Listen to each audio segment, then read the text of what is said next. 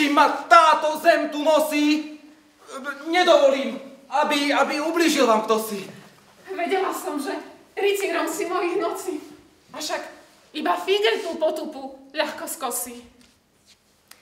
Ak budete súhlasiť. Ja viem, ako ďalej spolu žiť. Ľudia sa stále čudujú, že starý chlap si nájde mladé dievča a veľmi zavidia, ale spoznal som jednu takúto dámu, ktorá mala mladého chlapca, veľmi mladého, a nebola tak veľmi bohatá, on bol bohatý, ale mal ju veľmi rád, a to len z toho dôvodu, že ona bola inteligentná, tak to bol akože námet, z toho mi napadlo, že vlastne aj mladý môže milovať staršiu ženu, ktorá vždycky môže niečo dať, ale všetko si len vymýšľam. Niektorí chcú hrať a sa zľaknú, lebo povedia, že tí ochotníckí herci veľmi dobre hrajú. Skutočnosť je ale taká, že aj 3.3., to si pamätajú v marci, tu práve do tohto výmenníka obrody prišli prvý raz. A vlastne za 10 mesiacov to urobili, akože nahrali takéto. Sú veľmi dobrí, no a teda všetci, čo chcú hrať divadlo s láskou, tak sú dobrí. Ktorí sa budú chcieť pridať, tak budem rád, keď prídu, lebo ešte takých 80 hercov by sa mi hodilo. Ten, kto pri vás často stojí, vysloviť sa pravdu bojí. To je všetko? Už nič viac?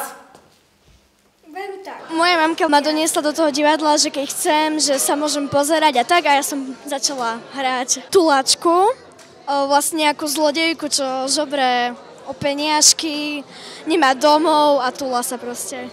Ale čo ak by náš milostivý pán tam hore iné úmysly s nami mal? Podhodiť by nás chcel za nejaký ich mimoriadny chlapský skutok. Bola to rola priateľky hlavnej hrdinky, teda tej matky. Také falošné trošku. Ja som skôr bola taká naivná, veriaca. Keď som prvýkrát čítala scenár, tak som si povzdychla, že je nudný.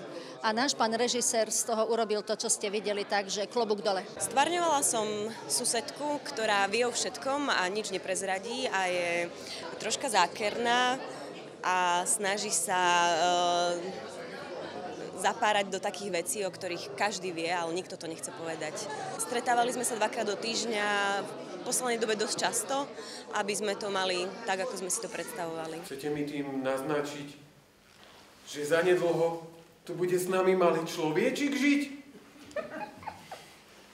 Tak. Rola pána, bývalého piráta, bola spočiatku zaujímavá, ale vžil som sa do nej veľmi dobre, lebo pán Magura vie opísať a precítiť každú jednu emóciu, ktorú vlastne v tej hre chce dať. Nemôžem sa katom toľkej nevinnosti stať. Postupne, ako sme sa zohrali, sme sa vlastne aj stotožnili s tou myšlienkou nášho režiséra a čím ďalej, tým to bolo pre nás príjemnejšie, zábavnejšie, takže nehrozilo sa nevžiť do tej roli. 50 palíc by moja už i tak drsná pokožka nejako zvládla, lež prísť do majetok a opustiť mesto.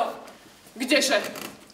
Neviem si ani predstaviť, ako by sa nám vodilo, aj keď toto tu už dlho neutají. Nebojte sa, mamko.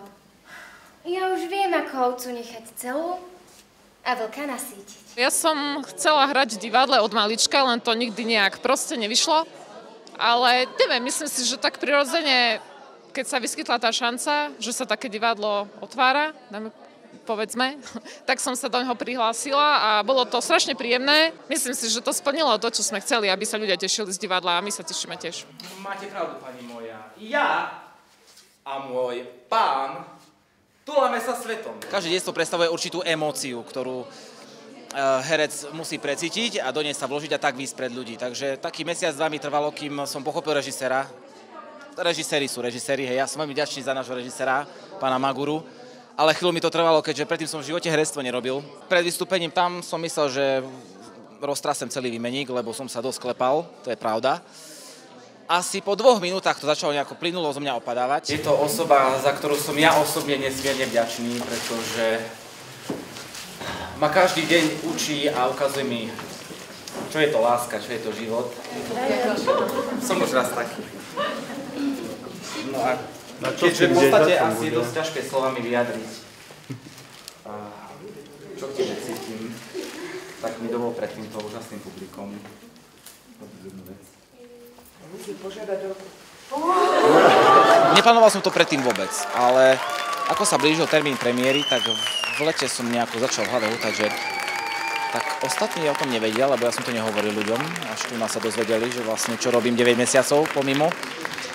A v podstate tak v lete som povedal, že no tak musím aj ju prekvapiť, nie? No tak som vymyslel niečo také. Ale bolo to všetko spontánne, takže nebral som to teraz kvôli tomu, aby to bola nejaká čerešnička na torte, alebo aby som ja nejako vynikol. Hej. Pre mňa to bolo proste niečo, čo som si povedal, že spravím jej také prekvapenie, na ktoré nezabudne.